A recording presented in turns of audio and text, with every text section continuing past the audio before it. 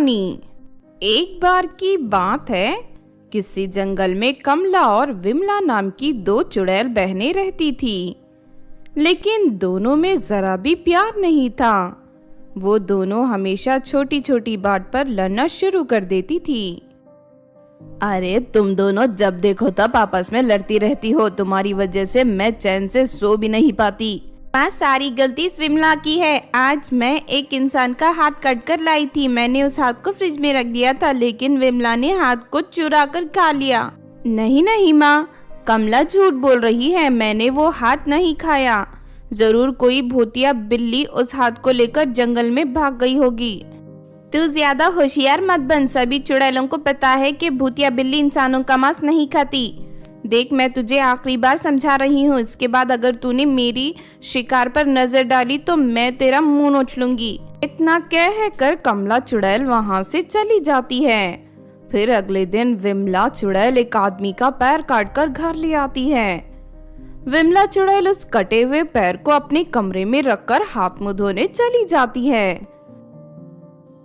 विमला चुड़ैल के जाते ही कमला चुड़ैल उस कटे हुए पैर को खा जाती है, लेकिन तभी विमला चुड़ैल ये सब देख लेती है और कमला चुड़ैल के बाल पकड़कर उसकी पिटाई करने लगती है। फिर काफी देर लड़ने के बाद दोनों बहनें शांत हो जाती हैं। इस तरह कुछ दिन बीत जाते हैं। फिर एक दिन कमला चुड़ैल जंगल में अपने शिकार के लिए घूम रही थी कि तभी उसकी नजर एक लड़की पर पड़ती है। कमला चुड़ैल फौरन उसके पास पहुंचकर उसे पकड़ लेती है। तभी वहां विमला चुड़ैल भी आ जाती है और उस लड़की का हाथ पकड़कर अपनी ओर खींचने लगती है। अरे ये तो क्या कर रही है, ये लड़की मेरा शिकार है, छोड़ इसे। नहीं, इससे पहले मैंने देखा था, मैं बहुत देर से इसका पीछा कर रही थी। लगता है तू इस तरह नहीं मानेगी, रुक अभी तुझे बताती हूँ।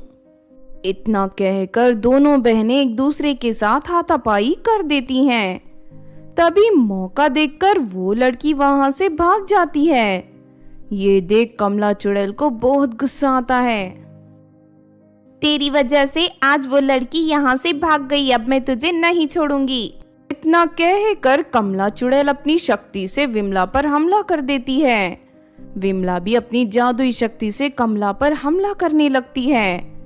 देखते ही देखते दोनों बहनों की लड़ाई बहुत ज्यादा बढ़ जाती है।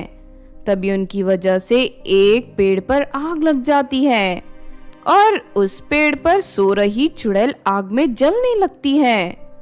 फिर किसी तरह वो चुड़ैल अपनी जान बचाकर पेड़ से नीचे कूद जाती है। उसके बाद वो चुड़ैल रानी चुड़ैल से उन दोनों बहनों की शिकायत कर देती है।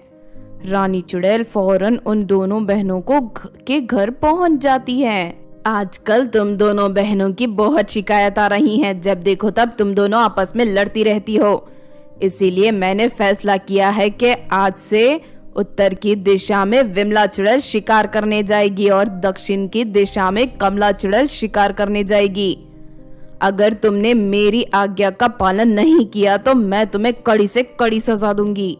इतना कहकर रानी चुड़ैल वहां से चली जाती हैं।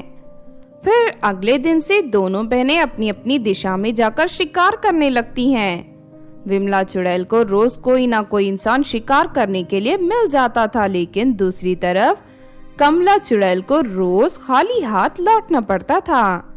इस बात से कमला चुड़ैल को बहुत गुस्सा आता था। अरे इस दक्षिण दिशा में तो कोई इंसान ही नहीं आता, मैंने कई दिनों से इंसानों का मांस नहीं खाया। विमला चुड़ैल तो रोज मजे से इंसानों का मांस खाती है, बस बहुत हो गया, अब मैं अभी उत्तर दिशा में जाकर शिकार करूंगी। फिर अगले दिन विमला चुड़ैल जंगल के रास्ते में खड़ी होकर किसी इंसान के आने का इंतजार कर रही कि तभी उसे एक आदमी दिखाई देता है। विमला चुड़ैल फौरन उसे पकड़ लेती है, लेकिन तभी वहां कमला चुड़ैल भी आ जाती है।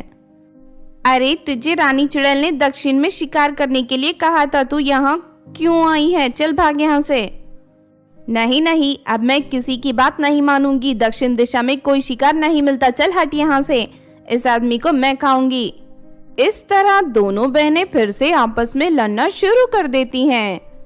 उन दोनों चुड़ैलों को आपस में लड़ते देख वो आदमी बहुत खुश होता है, क्योंकि वो बहुत ही पहुंचा हुआ जादूगर था। यही अच्छा मौका है, मैं इन दोनों की लड़ाई का फायदा उठाकर इन्हें पकड़ लेता हूँ। इतना कहकर वो आदमी अपनी झोले से एक कांच की बोतल निकाल लेता है और मंत्र पढ़कर दोनों चुड़ैल बहनों को उस बोतल के अंदर कैद कर देता है। अरे नहीं, ये आदमी तो एक जादूगर निकला, इसने हमें बोतल में कैद कर दिया। हाँ, अब तुम दोनों जिंदगी भर के लिए मेरी गुलाम हो। इतना कहकर आदमी बोतल को लेकर वहां से चला जाता है। तो आपने देखा दोस्तों चुड़ैलों के बंटवारे की कहानी। इस कहानी से हमें ये सीख मिलती है कि हमें कभी भी आपस में नहीं लड़ना चाहिए, क्योंकि हमारे झगड़े का फायदा कोई तीसरा उठाकर हमें बेवकूफ बना सकता है। अगर ये कहानी आपको अच्छी लगी हो तो जरूर लाइक करें और हमारे चैनल छोटू टीवी को सब्सक्राइब भी कर लें। और हाँ दोस्तों, हमें कमेंट करके जरूर बताना कि आपको कहानी कैसी लगी।